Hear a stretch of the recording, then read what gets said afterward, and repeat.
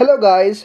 Coronavirus is not an unknown name to anyone now, and with its outbreak in over 100 countries around the world, I am sure many of you would like to know its details in Canada.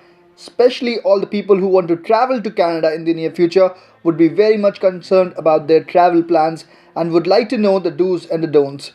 So, in this video, I will tell you exactly about that. Don't go anywhere, I'll be right back after this short intro.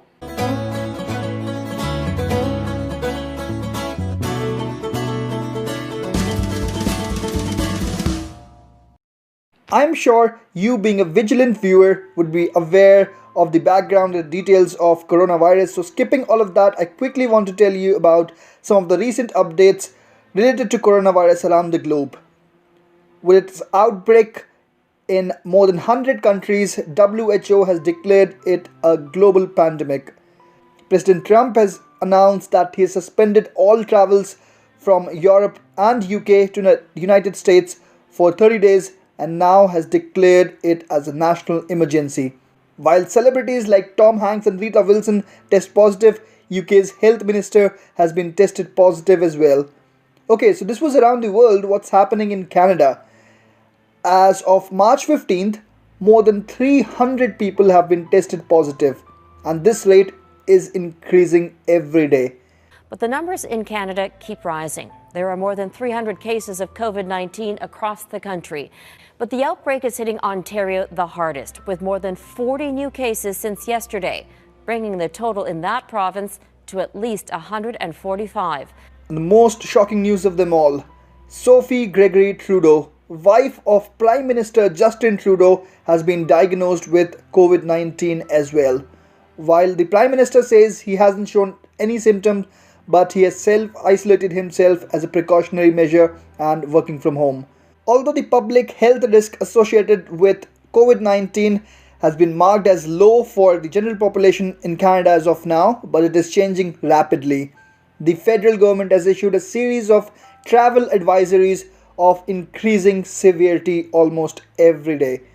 Latest being recommending against all non-essential travel outside of Canada, that recommends that travelers returning to Canada should self-isolate themselves for 14 days. In British Columbia, Ontario and Quebec, all the schools have been closed until the first week of April, and the same is being done in many colleges and universities while they opt for online classes. Many museums, art galleries and casinos have been closed indefinitely, while the concerts and award shows are being cancelled. While multiplexes are still running with lesser capacity, allowing social distancing, multiple tourist attractions such as CN Tower has closed. The biggest concern is the rate of increasing number of cases in Canada every day. While on 10th March there were less than 100 confirmed cases, the number of cases on 15th March are more than 320 now. Citing a probable lockdown in the future, the locals are panicking, and it can be seen in any supermarket we go. The shelves are getting empty, especially sanitizers and toilet rolls are not in stock wherever we go. While officials are requesting the public to stop panic shopping, crowded lanes and long queues can easily be seen in almost all the superstores. Okay, so this was what is happening around here in Canada. Now let's discuss about the travel plans. Many people who might have got their permanent residency since late 2019 might have planned to move to Canada in around March or April to avoid the winter season. Now it is already mid-March, and as April is approaching, all of you guys must be concerned about your travel plans. Considering how the number of cases have multiplied in the last week, it is suggested that you postpone your international travel plans for the next few weeks. To be frank with you, no one knows how bad is it going to be in the near future.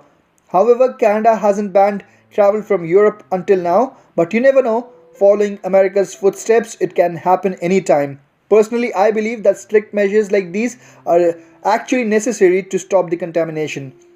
If you were supposed to book the flights and haven't done it until now, then it is better to hold on and closely monitor the situation as it unfolds by the end of this month. If you are living in Canada and planned your parents' visit here, then I would suggest you to postpone the travel plans for sure, as it is much more dangerous for elderly people.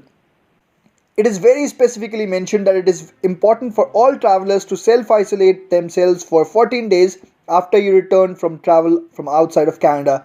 Considering that you're new to Canada, it would be very difficult for you to survive if you have to spend the first 14 days in self isolation. Especially if you have a kid, it would be even more difficult, so it is better that you avoid international travel. Hopefully, with all the awareness around and strict measures taken by government and officials, with this collaborative effort, we will be able to defeat the virus and life will soon return to normalcy. Until then, I will try to keep you updated around the latest developments around coronavirus in Canada. Stay safe and don't panic.